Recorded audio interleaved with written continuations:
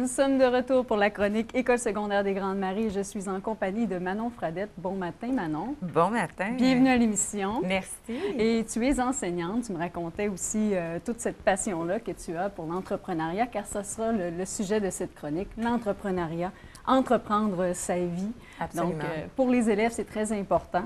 Et puis, moi, j'ai une question pour toi ce matin. Pourquoi faire de la sensibilisation à l'entrepreneuriat au programme de formation? À quoi ça sert tout ça? Très simplement que dans la vie, les jeunes ont à jouer un rôle actif. Et ce qu'on veut, c'est les amener à se dépasser. On veut les aider aussi, les guider, et c'est pour ça que le cours, dans un cadre qui est un petit peu plus sécurisant. Parce qu'on sait que la réalité du marché du travail, mais la réalité du marché du travail, pas juste comme entrepreneur, mais comme personne qui entreprend des choses, comme travailleur qui s'implique à trouver des solutions et tout ça, bien, des fois, ça peut être un peu embêtant. Donc, on essaie de les guider là-dedans, à l'intérieur de cours, mais à l'intérieur aussi d'activités parascolaires ou de programmes comme celui de Citoyenneté responsable. Et là, quand on parle d'entreprendre, on explique qu'on entreprend aussi dans les affaires. Absolument. Mais on parle de la vie, gestion de conflits, on parle... Absolument. Trouver des solutions. Donc, être à l'écoute de son milieu, des besoins qui s'y font sentir, puis se sentir concerné pour trouver des solutions. Que ce ne soit pas toujours aux autres. Hein. Des fois, on entend le gouvernement va s'occuper, va s'occuper. Mais dans la vie, c'est souvent des gens, des individus, des groupes d'individus qui font une différence. Donc, on essaie de développer ça à l'école. Et on a de beaux exemples autour de nous. On parlait en entrevue Martine Gauthier. Oui, M. Bouchard, dont on parle ce matin, qui a décidé de travailler au niveau politique, malheureusement, ne se représentera pas, mais qui est un bel exemple de personne qui essaie de trouver des solutions. Pierre Lavoie, qui est un poster child au niveau d'entreprendre et de s'impliquer, de trouver des solutions et de rayonner partout.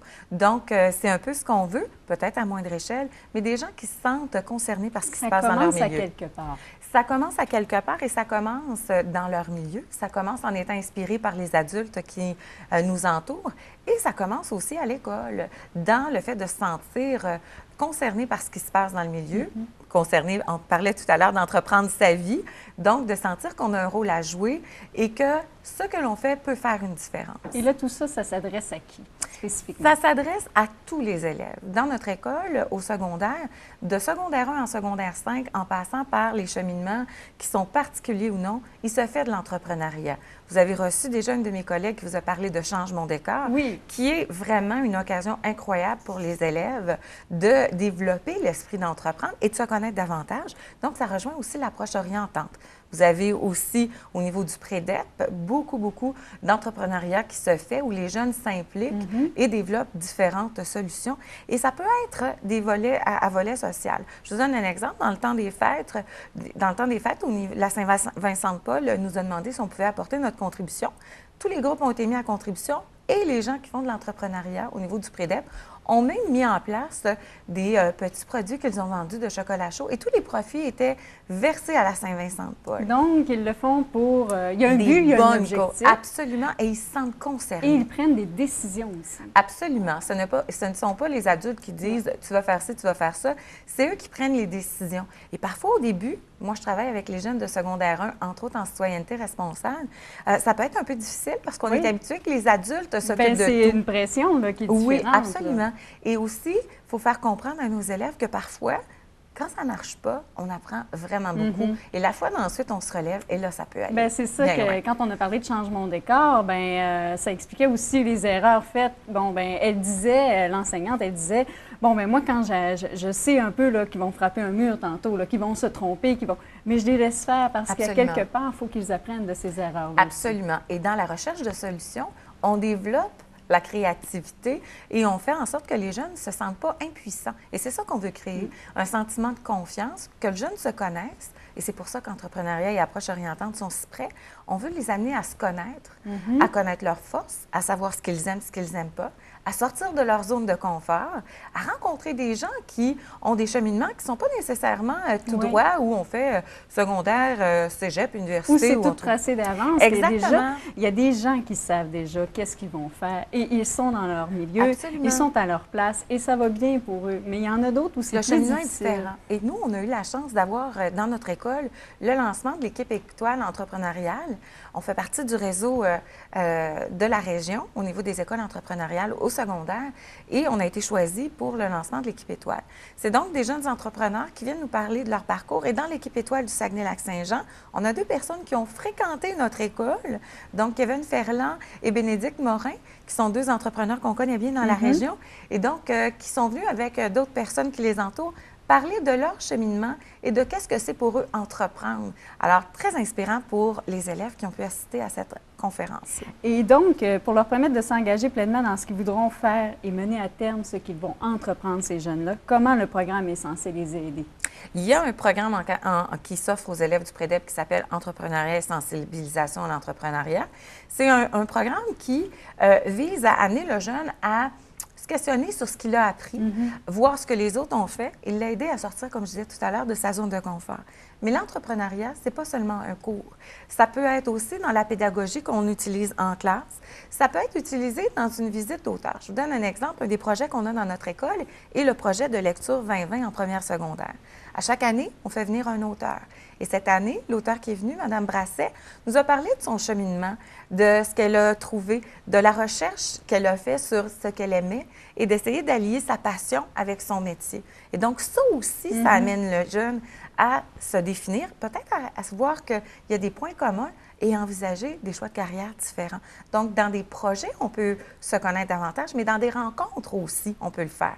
Je vous donnais tout à l'heure un exemple quand on n'était pas en ondes, de l'aide incroyable qu'on a à partir, entre autres, des agents de sensibilisation qui viennent nous aider. Cette année, tous nos élèves en première secondaire ont rencontré une agente de sensibilisation qui leur a parlé de qualité entrepreneuriale. C'est quoi les aptitudes? C'est ça, Exactement. De qualité qu'on reconnaît chez les gens qui entreprennent. Et là, je reviens sur le fait que ça ne veut pas dire nécessairement entreprise, gagner sa vie, mais ça veut dire aussi gagner sa vie en entreprenant des choses dans le cadre d'un métier ou peut-être en étant à son compte. Et donc, on a parlé de persévérance, de créativité, de confiance en soi.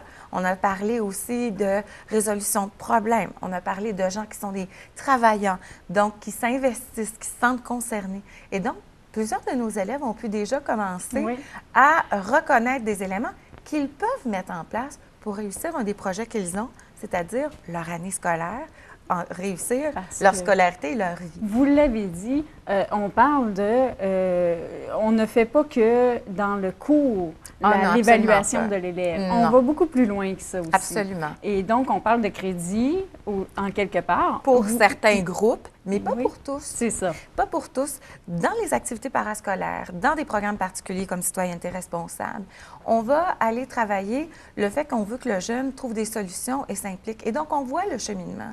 Et on n'a pas nécessairement toujours à mettre une note ou un crédit là-dessus. Oui, pas nécessairement valoriser l'élève par la friandise au bout. Il y a aussi la valorisation. Absolument. Sentir qu'on a une place à prendre. Et dès le secondaire 1, le changement est important chez les jeunes parce qu'on arrête de les considérer comme des enfants et on les traite comme des apprentis adultes. Donc, c'est une grosse étape. Une grosse étape. Et pour ça, bien, on leur demande de se sentir impliqués et de voir qu'ils ont leur rôle à jouer, qu'on veut leur faire confiance et surtout qu'ils ont les ressources pour faire une différence, que ce soit à l'école ou dans leur société. On responsabilise l'enfant. Absolument. À partir de ce moment-là, je crois qu'il y a des résultats aussi. Et leur faire prendre conscience que même un petit geste qu'eux vont faire peut faire une grande différence dans leur milieu. Et l'approche, vous avez parlé de l'approche orientante au départ, en début d'entrevue. C'est quoi cette approche-là? L'approche orientante, c'est une approche qui vise qui fait en sorte que tant dans ses cours que dans son vécu scolaire, le jeune doit apprendre à se connaître pour être capable de, se connaître lui pour faire des bons choix au niveau optionnel ou au niveau parcours scolaire également, mais aussi être capable de comprendre et de connaître certaines avenues au niveau des métiers, parce qu'il y a des centaines de métiers et donc souvent savoir un peu ce qui nous intéresse, ce qui ne nous intéresse pas et nous aider à mieux choisir dans le futur un métier qui va nous intéresser, qui va nous porter aussi. Mieux déterminer en fonction de l'enfant. De qui on est, absolument, se connaître. Et on parle de l'influence des personnes qui entourent ce jeune-là aussi. Il y a la famille. Il y a famille, ses collègues. Parfois, simplement de s'apercevoir que quelqu'un autour de nous, qui est dans notre classe, qui a à peu près un même portrait que nous, qui vit dans notre rue ou à peu près, fait des choses, ça peut me dire, bien, si lui est capable, je suis peut-être capable aussi. Donc, sortir de sa zone de confort. Enlever C'est important. ses œillères aussi. Absolument, puis, oui. Et lui donner le goût de risquer, de se sentir un petit peu plus en sécurité pour risquer Mais des pour choses. ça prend de l'encadrement. Donc, Absolument. d'où la formation qui est offerte aussi. Absolument, qui donne une formation et un cadre un petit peu plus structurant, mais qui est donné aussi à l'intérieur. Ça peut être donné en classe, hein? Quand on questionne nos élèves, de laisser des temps de silence pour les amener à chercher des solutions. C'est déjà commencer à travailler de l'entrepreneuriat. Donc, et amener le jeune à s'apercevoir qu'il y a des forces, qu'il y a des choses qu'il aime et qu'il n'aime pas. Être à l'écoute. Absolument. Ça, là, et donc, très lié. Approche orientante, se connaître pour faire des meilleurs choix au niveau carrière et l'entrepreneuriat, vivre des expériences qui nous permettent de nous connaître davantage et développer l'autonomie et la persévérance. Et comment on évalue à la fin de tout ça, là? Comment on évalue les Je vous dirais que, règle générale, on voit des transformations assez spectaculaires. Donc, c'est sûr que dans le cadre du cours qui est offert au niveau projet pour les élèves du FPT-FMSS, ou sensibilisation à l'entrepreneuriat et entrepreneuriat pour les élèves de prédep, il y a souvent une notation qui est mise avec ça. Mais dans le cadre de jeunes qui travaillent et qui développent l'esprit d'entreprendre au parascolaire et tout ça, c'est souvent, je vous dirais, par l'étincelle dans les yeux et dans le sourire et la confiance aussi qui anime nos jeunes. Donc, vraiment important. Et l'avenir de tout ça, parce que là, on parlait des coupures budgétaires et tout ça. Qui nous attristent énormément. Oui, parce énormément. que les aides, quand on parle du CLD, les exemples, les ressources aussi. Ah, les agents de sensibilisation, même je vous dirais que la survie du réseau des écoles entrepreneuriales au Saguenay-Lac-Saint-Jean est menacée. On perd un gros morceau, M. Stéphane Bérubé, là, en mars. Donc, on est inquiet.